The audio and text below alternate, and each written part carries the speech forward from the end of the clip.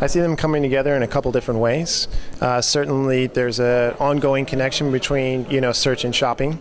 Right, this is pretty evident in year-on-year growth for Baidu, in the growth of e-commerce in China, and also famous story the day that eBay basically tried to stop advertising on Google when Google introduced Google Checkout.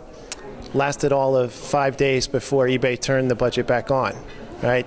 E-commerce needs search. They are very much intertwined. This is also why you see that the market cap, the market valuations of Baidu and Google are, significantly higher than they are for relative branding giants, right? So this is due to their ability to convert. So that's search and transaction. It's China. You had Dangdang, you had Ba, go public already. E-commerce is definitely one of the fast growth, industries. Search and social, this is, it's the most interesting, I would say, of the things that's going on right now. This is what the clients are most keenly, asking about, interested in, looking for new and creative ways to approach it. Our take on it is a couple. One, that the content that's generated in different kind of social mediums is another, piece that should be optimized from a search perspective to make sure that what you are creating and publishing is as visible as possible, right? And there are some challenges there, right? Weibo is blocking Baidu, much the same way Taobao blocked, Baidu before. But that's not inhibiting the users, from jumping back and forth between these places. And again, in one of the things I pointed out today, you can see very clearly certain spike topics on Weibo.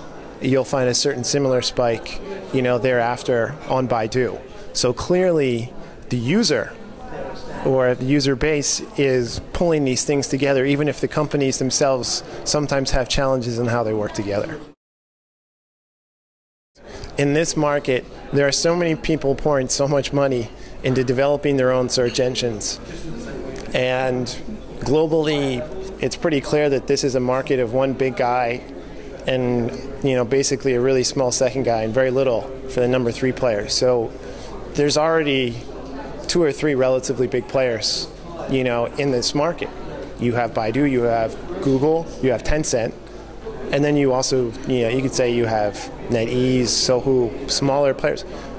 I don't really think Sina wants to try to pursue a search business per se, but search aspects, right? And to me, to sell that business effectively, you need to have a pretty large sales force, because now you're selling to SMEs and not to the big MNC, Fortune 500, or large advertising agencies. Those were seen as old customers. But search customers, if you want to reach, and they have that reach, you need the sales force. So from my perspective, for Sina to execute on growing search as a business, they need to partner with somebody who has a sales force.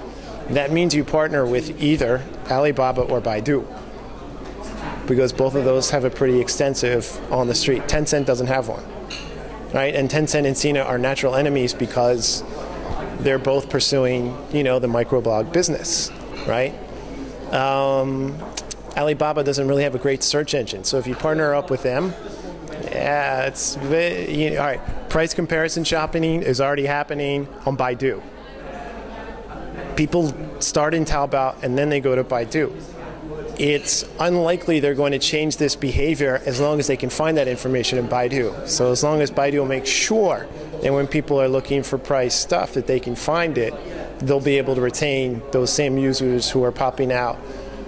And the eTao thing is interesting, but it also creates some channel conflict for Alibaba, because Alibaba's sellers, their existing Taobao sellers, don't want people to leave, the Taobao community per se.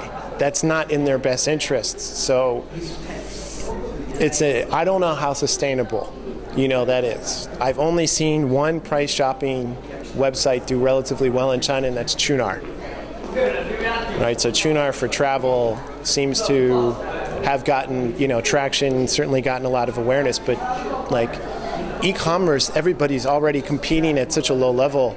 Almost all of them have the lowest price, whether it's Jingdong or Dangdang or, Vancool, there's not a whole lot of room, to go lower. So I think so far I'm not sure whether or not like a pure e-commerce comparison engine can ever be much of anything. Even in the US, it's like less than 3%, less than 2% of total. It's a very, very small piece.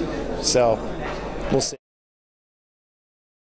I'm a firm believer that it's very difficult to change user behaviors and associations, and I just don't shop with my friends. I know guys are different than girls, but still, especially online, it's not really something that you do in a community basis. Even like, the group buying is like, a one-time discount. It's not really shopping. It's not regularly, I'm going to go and look and buy a mobile phone, right? It's going to a restaurant, which you do with friends, right? Or you go travel with friends. But outside of like those two different types of purchases, I don't buy things with other people. It's not natural. So I believe social, again, is valuable from the standpoint of generating awareness and generating positive sentiment with your brand, but I don't believe it's transactional, right? I don't want my friends to be transactional, right? To me, that's not what I'm looking for. That's not why I go there. When I want to buy something or where I'm interested in starting to do research, then I go to a search engine or, similar type of places. So I really, I don't think search has to worry too much about social from a commercial perspective other than, influence, right? Awareness. And those are things that search needs, because search by its nature doesn't drive awareness. It's really capturing awareness, right? So it still needs to work with these other channels.